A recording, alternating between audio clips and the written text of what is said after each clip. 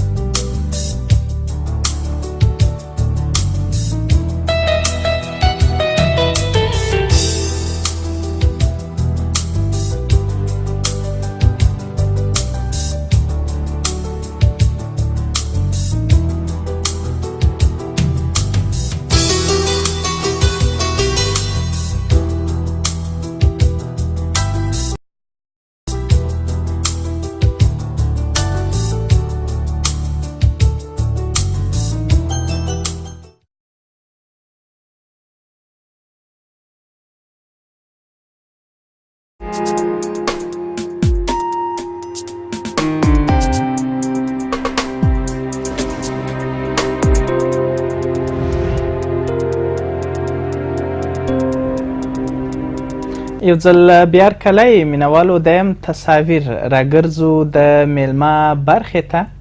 د میلمه برخه کې انجینر صاحب اختر محمد خوشحال د ناوې ولسوالۍ اوسیدونکی، دم ګړی د مخابراتو وزارت کې د آی ټي یا په ځانګړي ډول یې ووایي د تذکیرو د برخې کارمند دی. له دوی سره پر همدې تذکیرو، برېښنایي تذکیرو خبرې اترې کوو او د دې ترڅنګ د دوی له ژوند هم ځان خبرو.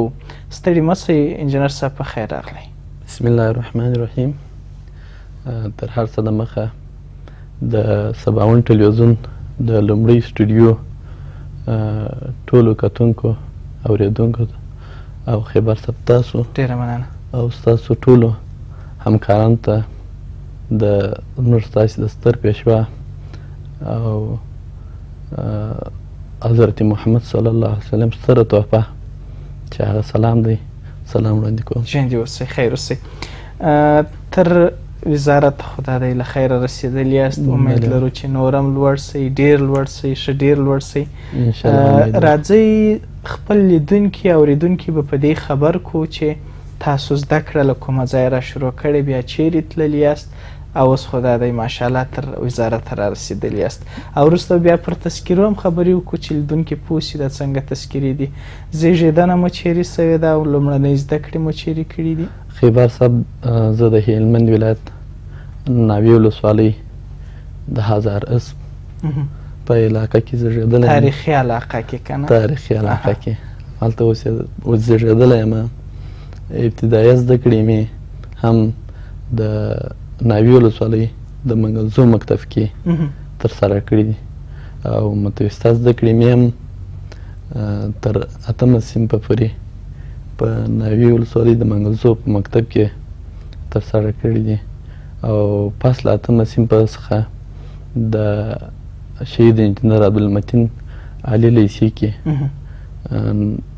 د 10م، 11م، 12م د 3 صنفونه یعنی د لیسې دوره مې شهید انجینر عبدالمتین په علي لیسې کې ترسره کړي دي. ښه، په زړه پورې. تمه دې لرله له فرضاً چې سړی یو څه پوهېږي 7 او 8 ټولګي دي چې هیلې سړی پیدا کوي که نه، تمه دې لرله یا په دې پیدې چې ته به تر وزارت ته رسېږې؟ نه، دا هیڅ فکر او سوچ مې هم نه و کړی چې زه به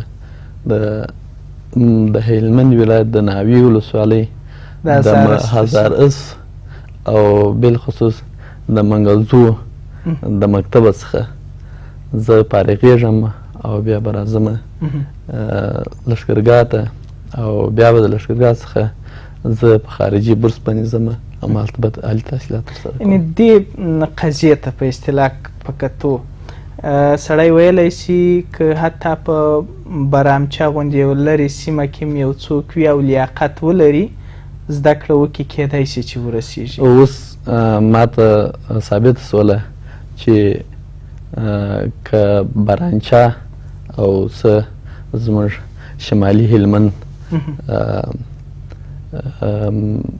کجکي، موساکله همهغه چې اوس مهال ناامنه دي همهغه ځایو کې اوسېږي او استعداد ولري کولی شي چې د دنیا هر ملک ته ولاړ سي، هلته تعلیم وکړي او بیا راسي خپل هلمند ته او که څه هلمند کې هم نه وي د افغانستان په هر ولایت کې وي د خدمت جوګه شي او خپل افغانستان ته خدمت وکړي او بالخصوص هلمند ته خدمت وکړي. بلکل.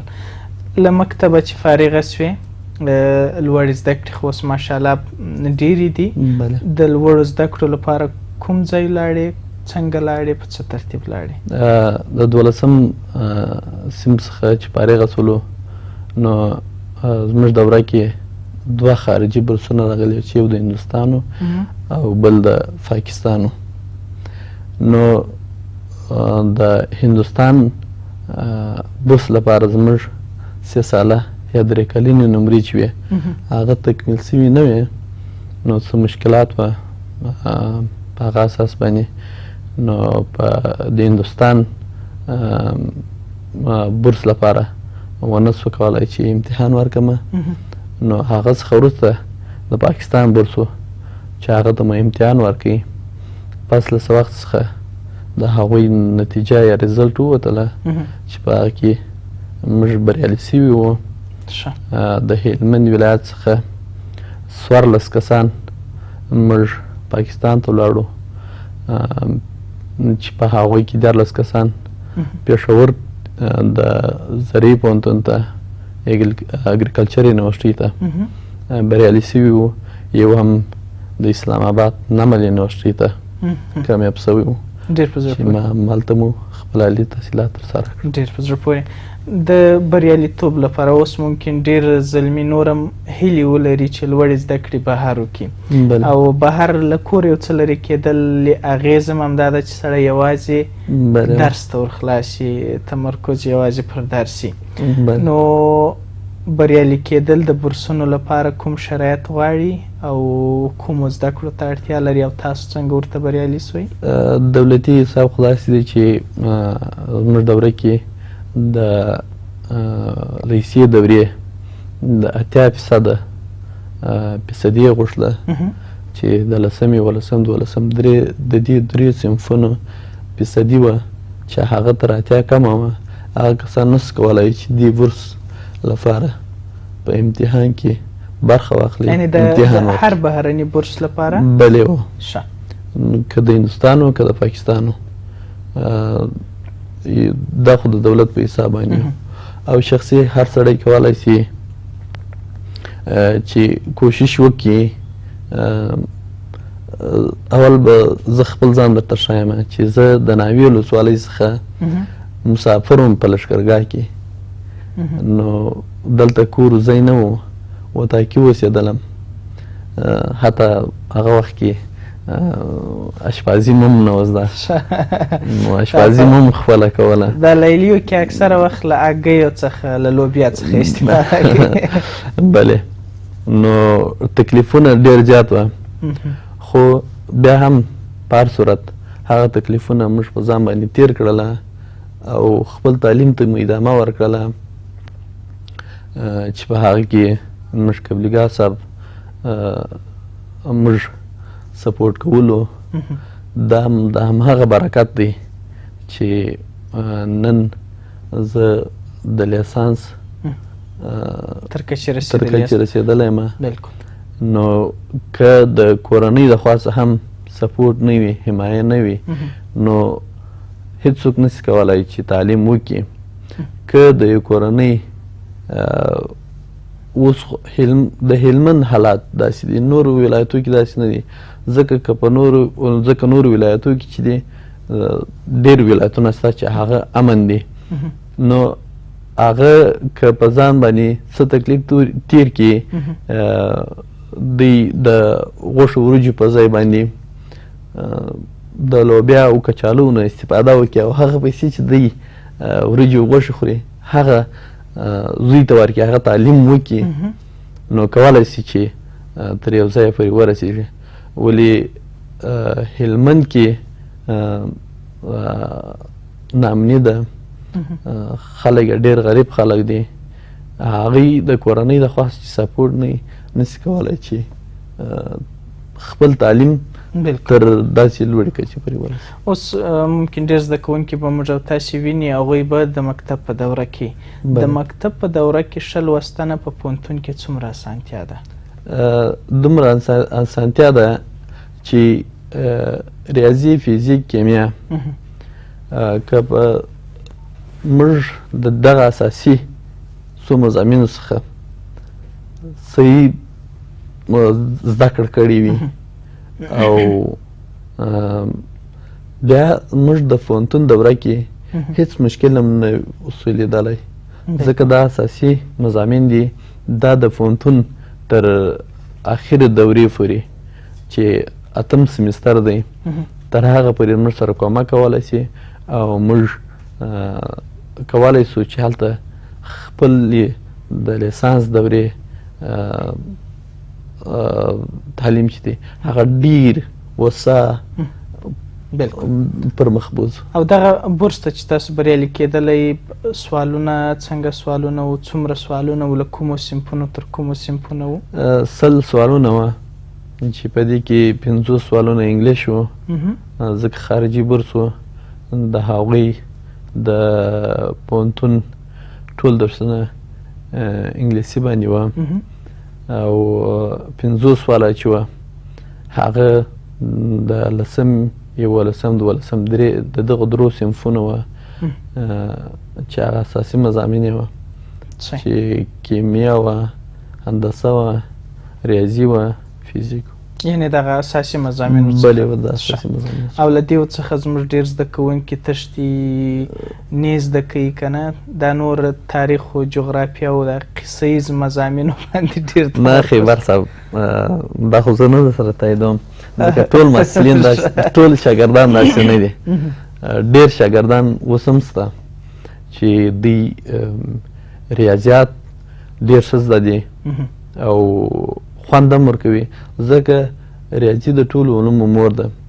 که یو کس ریاضي باندې پوه سو نو هغه بیا هیڅ مشکل نه د مکتب دوره کې لري او نه به د پوهنتون دوره کې ولري او ډېر په شوق باندې به خپل تعلیم ته ځي او تعلیم بس ستاسو په خوله دې خدای امین کړي چې اساسي مضامینو ته ډېره مخه کړي او ډېرې زده کړي ځکه وروسته زیاته اړتیا ده ورته. ښه پوهنتون ته چې ولاړئ پوهنتون کې کومه رشته وه ستاسو؟ زما د بی ایس آی ټي بیچلر اف انفارمیشن ټیکنالوژي بی ایس آی ټي وه. ښه او لکه دلته په افغانستان کې چې 8 سیمیستره ده هلته هم همداسې که څنګه؟ بلې وه 4 کاله 8 سیمیستره همدا پوهنځی. ښه او همداسې 4 نیمې میاشتې؟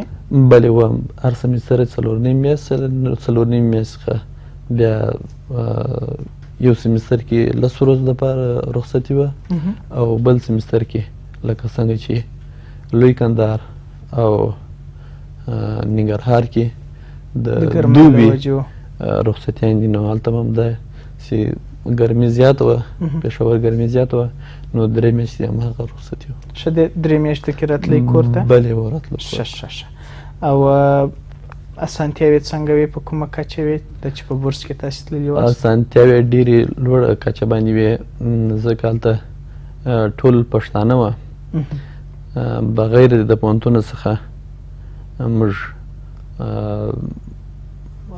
د پوهنتون څخه چې راتلو بیا به مو شخصي کورسونه تعقیبوله.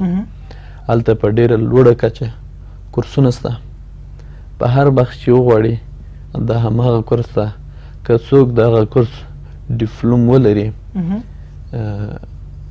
کولی سي چې دی په دوبۍ او نور ملکو کې هم ځکه هغه راجستر کورسونه دي او ډېر لوړ لیول باندې دي های لیول باندې دي نو هغوی هر ځای چې وغواړي وظیفه ورته ورکولی. بلې او څو ساعته مو درس درلوده لکه دلته خو اوس 15 دقیقې یا 50 دقیقې یا 50 دقیقې ساعت وي هلته څنګه و څو ساعته و؟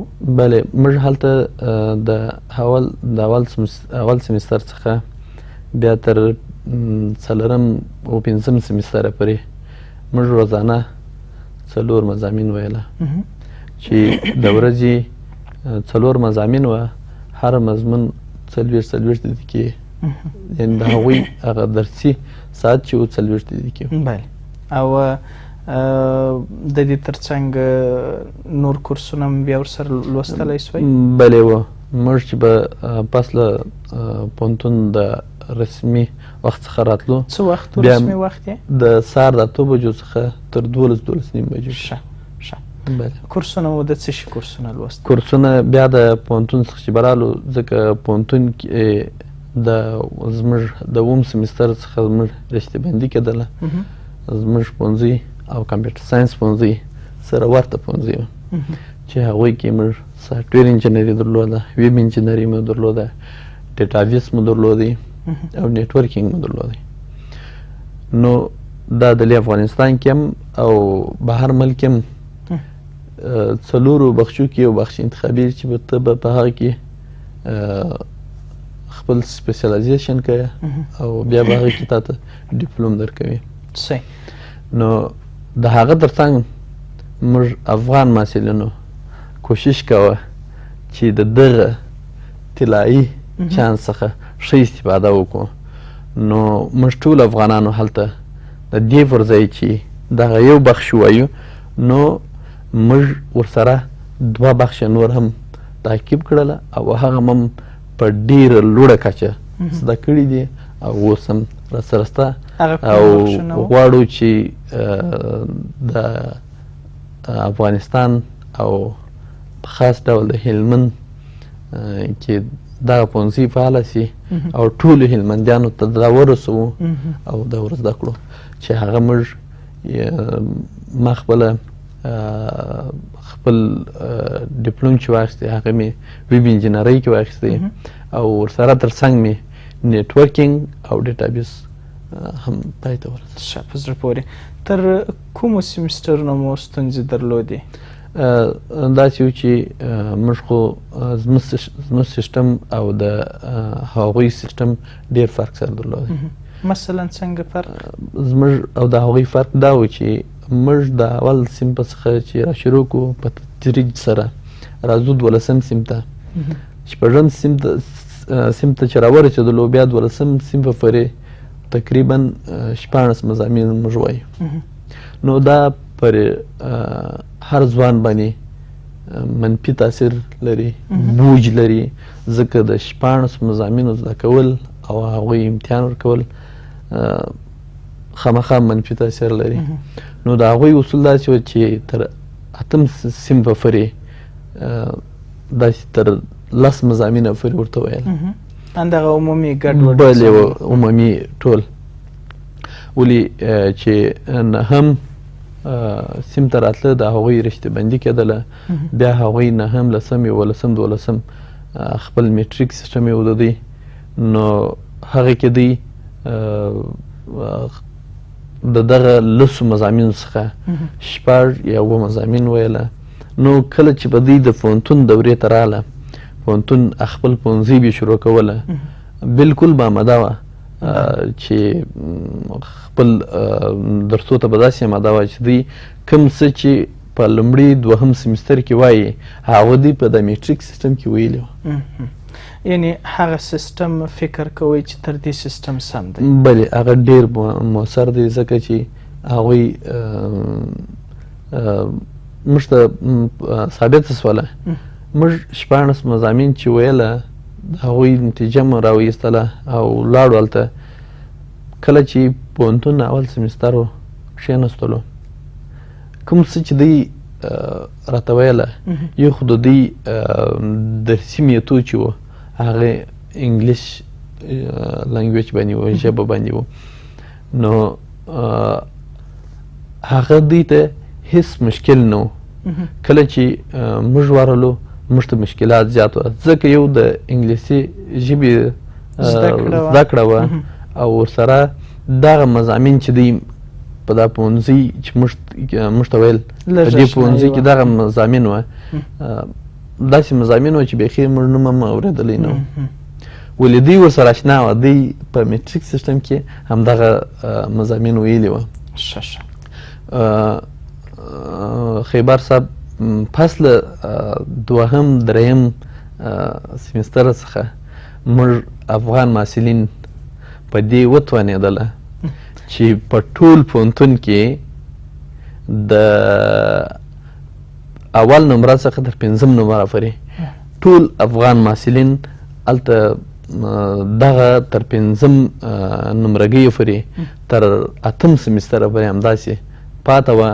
بیا به د هغه ځای محصلین راتله، زموږ افغان محصلینو ته، زموږ لیلیو ته به راتله، هلته زموږ د افغان محصلینو څخه بیا زده کړه کوله، ځکه هغوی دونه وس و طاقت نه درلودی چې یو شخصي کورسونه تعقیب کړي او ورسره د هغوی زده کړه داسې نه وه لکه زموږ د محصل باندې ډېر بوج راولي.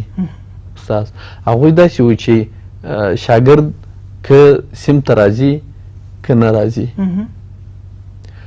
خو دومره بوج یې په ځان باندې نه راویستی چې زه دغه زده کړه کوم، زه باید دا په داسې زده کړه وکړم چې ټول دماغ مصرف کړم. هغوی داسې نه کوله، هغوی به تفریح هم کوله. 4 مضامین موږ 4 درسي ساعتونه مو درلوده روزانه. نو د هغه په جریان کې به ډېر داسې محصلین وه چې یو درسي ساعت به ځان غیر حاضر کړي، هلته به ولاړې تفریح به وکړه، وبه ګرځېدی، بیا به راغلی چې موږ به کله پوښتنه ځینې وکړه چې ستاسو خو داسې تېر شو، وایي دا خو به ته راوښیې، بل ملګری بیا راوښیي. ولې هلته زما دماغ باندې بوج و، ما نه سو کولی چې هلته زده کړه وکړم. نو زه راووتلم تر څو خپل دماغ لږ سره نورمال کړم، بیا لاړ شم سیم ته کښېنم او زده کړه وکړم. یعنې وروسته افغان محصلینو نوم وکړه، کار یې بلې و چې بیخي د ټول پوهنتون کې که هره ښوونځي کې وه افغان محصلین ټولو کې تر 5 نمره کوي پورې ټول افغان محصلین. ډېره مننه انجینر صاحب. ولاړ به سو یو ریپورټ به وګورو، بیرته راګرځو، بیا به پر تذکیرو خبرې وکړو. مینوالو ځو د نړۍ تر ټولو خیرن انسان په اړه معلومات ترلاسه کوو، بیا هم درسره یو.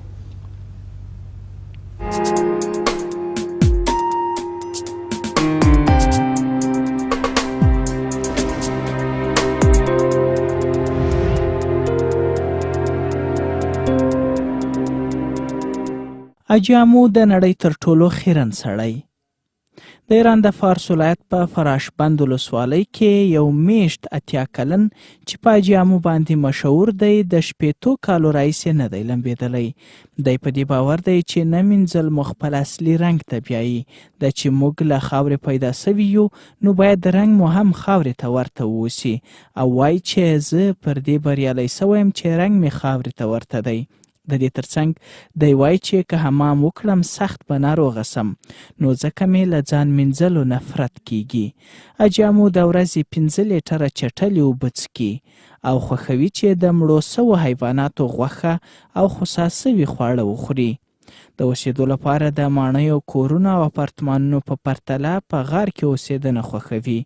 دی وایي د خپلو لومړنیو پلرونو او نیکونو دود پر ځای کومه، او ټینګار کوي چې زموږ نیکونه او پلرونه په غارونو کې اوسېدل، باید موږ هم د هغوی مطابقت وکړو. نو خوښوي چې د خلکو په منځ کې اوسېدنې څخه لرې واوسي. له یوازیتوب څخه وایي چې خوند اخلم. د دې ترڅنګ د تمباکو څکول په مختلفو لارو خوښوي. سګریټ په ضربه څکوي او چلم کې د تمباکو ترڅنګ د حیواني وچو سوو فاضله موادو څخه ګټه اخلي. په اوړي کې د بدن ویښتان سوځوي او په ژمي کې د وړیو په ډول له سړو نه د ځان ساتنې په موخه ترې ګټه اخلي.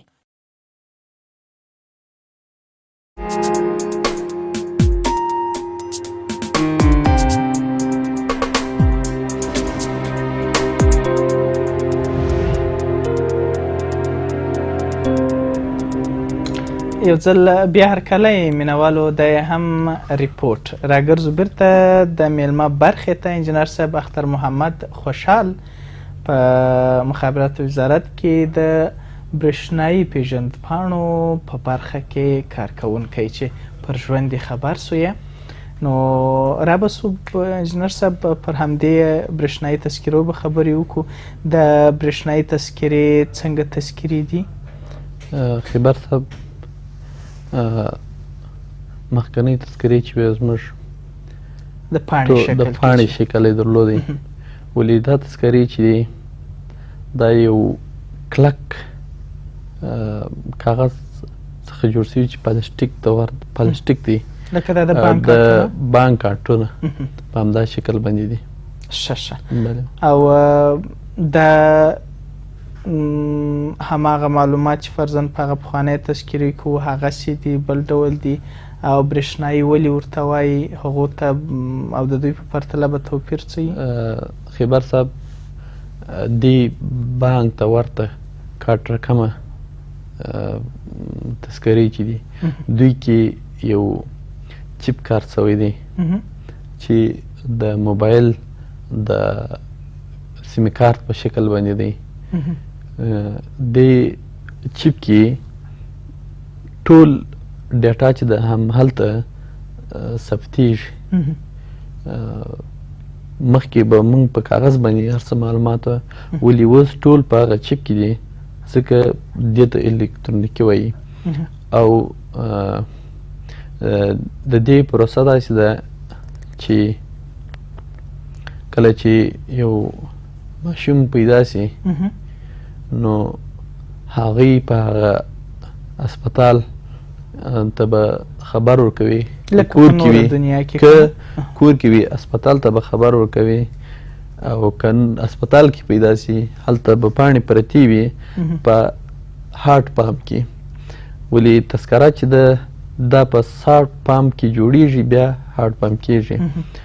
نو دا دغه هارټ پامپ کې چې کله د ډیټ آف برت، نوم د پلار نوم، د نیکه نوم، دا ټول لیکل کیږي. بیا ثبت احوال نفوس ته د دې دغه پاڼه استول کېږي چې دا کوچنی په دغه ورځ پیدا شوی دی، دغه ډیټ اف برت دی او د پلار د نیکه دا مکمل معلومات به ورته ورکوي چې د کوم ځای دی، د کومې ولسوالۍ، د کومې قریې دی. نو بیا هغوی راځي ثبت اول نفوس هغوی ته یو آی ډي ورکوي، لکه څنګه چې موږ د موبایل سیمې کارت نمبرونه لرو. زما نمبر زما په نامه دی، ستا نمبر ستا په نامه باندې دی، همداسې مسلسل نمبرونه لري، هغه ته دا نمبر انتخابیږي. ولې دې ته موږ مکمل یعنې کامپلیټ تذکره ویلی نه سو. کله چې دی اووه کلنۍ ته ورسېدی نو اووه کلنۍ کې بیا د ده څخه یو تصویر اخیسته کېږي، پر همدغه کارت باندې به د ده تصویر او نور به همهغه ډیټ اف برت، ولایت، ولسوالي، قریه هر څه وي، خو بیا هم مکمله تذکره نه سو ورته ویلی.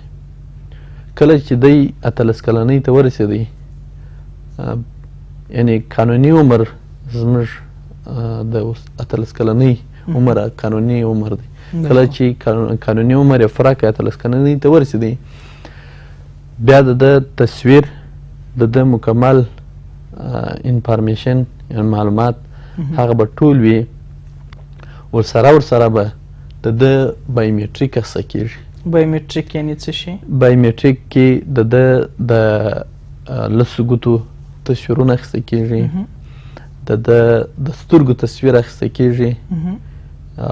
دا چې واخیسته سوله نو د ده تصویرو بایومیټریک مکمل سو او هغه ډیټا چې مخکې وه چې د ده شخصي معلومات وه، دا د بایومیټریک لپاره ځان ته یو ډیټابیس جوړ دی او د پرسونل ډیټا لپاره یعنې شخصي معلومات لپاره ځان ته یو ډیټابیس جوړ دی. بیا دا دوه ډیټابیس یو بل خپل منځ کې سره لینک دي. کله چې دا 18 کلنۍ عمر پوره کوي نو دا دواړه ته لینک سره ورکوي، نو د ده تذکره بیا هغه وخت مکمله تذکره شو، د مکمل تذکرې خاوند شو. ګټه یې څه ده د دې تذکرې؟ ګټه یې دا ده چې دا خو کمپیوټریز ولې بایومیټریک سیسټم پکې فعاله سو. خدای نخواسته یو کس راولاړېږي جرم کوي، هغه که په خپل ولایت کې ولو که د افغانستان په هر ولایت کې او که خارج ته ولاړ شي، بایومیټریک سیسټم داسې سیسټم دی چې هغه که په خارج کې که په داخل کې کله چې په ده پسې ریپورټ جوړ سو چې دی مجرم دی، نو دی چې بایومیټریک ته ورغلی هلته خپل تصویر او د ګوتو تصویر ورته ورکوي، نو په همهغه هر سیسټم کې که داخلي کې و خارجي کې هغه وایي چې دا کس دی دغه جرم کړی دی، نو دی باید ولاړ شي خپل ولایت ته، یا مثلا که بهر تللی افغانستان ته ولاړ شي تر څو دی د دغه جرم څخه خلاص شوی نه موږ یې نه پرېږدو. بلکل. او د دې تر څنګ نورې څه اسانتیاوې دي د تیرو تذکرو په نورې اسانتیاوې دا دي چې مخکې به کاغذ و، کله به په اوبو کې خراب سو، کله به په جیب کې نه سو ګرځولی. دا یو کوچناک پلاستیکي کارت دی، هر ځای کولی سو چې د ځان سره یې وګرځو، او ورسره که دا راسره وي موږ به د هېڅ مشکل سره مخامخ کېږو نه، ځکه دې کې جی پی ایس سیسټم هم فعاله دی. نو که څوک د خپلې علاقې څخه ترور سي کولی سي چې د دې لارې څخه هم دی تعقیب سي او هغه کس که په هر ځای کې وي پیدا سي. بله. او ترلاسه کول یې له کومه ځایه شروع کېږي یا د پروسه به له کومه ځایه؟ دا ډېره غټه پروسه ده، بدبختانه به ووایم چې تر اوسه پورې ولې نه ده شروع سوې، ځکه یو سی آی ډي چې کوم کومک کړی و، کومه بودیجه د دې تذکرو دپاره ورکړې وه، هغه بیرته واپس واخیستله، ځکه زموږ مشرانو ته 2 هفتې وخت ورکړی و چې تاسو خپل منځو کې سره جوړ سئ تر څو دغه سیسټم چې جوړ دی دغه تذکرې موږ شروع کړو نو دوی ونه سو کولی چې خپل په مابینځ کې هغه کم مشکل چې و هغه حل کړي نو هغوی خپل دغه بودیجه چې منظور کړې وه بیرته واپس واخیسته. نو که فرضاً شروع کیږي د افغانستان په هر ګوټ کې کیدای شي که څنګه؟ نه ځکه نشي کېدلی چې د دې دپاره ډېر مصارف سوي دي او دا دې دپاره پرینټران او مکمل سیسټم چې دی هغه ډېرې پیسو ته ضرورت دی نو دا چې شروع کېږي اول په کابل کې شروع کېږي او بیا که ولایت ته راسي صرف مرکز کې به ولسوالیو کې به نه وي ځکه دومره پیسې او د دې سیسټم فعاله کول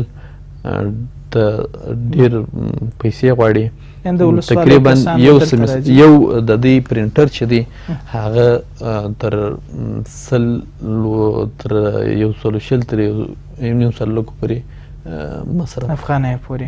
یعنې د ولسوالۍ کسان به بیا دې مرکز ته راځي که څنګه؟ نه هغه به د یو عامه پوهاوي په ډول داسې یو ګروپ وي هغه به ځي هلته به په هاټ پام کې یعنې د کاغذ پر مخ باندې د هغوی مکمله ډیټا د هغوی پرسونل ډیټا چې دی معلومات چې دي هغه به راټولوي دا به مرکز ته راوړي احوال نفوس ته بیا به هغوی چې دا راټول کړله مرکز ته مرکز به بیا وخت او تاریخ ورته ټاکي چې په دې ورځ باندې د دغه کلي د دغه مشر د کورنۍ نمبر دی بیا په هغه ورځ. ډېره مننه انجینر صاحب چې زحمت مو وایست راغلی او خوشحاله سو چې ستاسو له ژونده خبر سو او ستاسو له کار کړنو څخه هر کله راسئ پر انرژي واوسئ همیشه.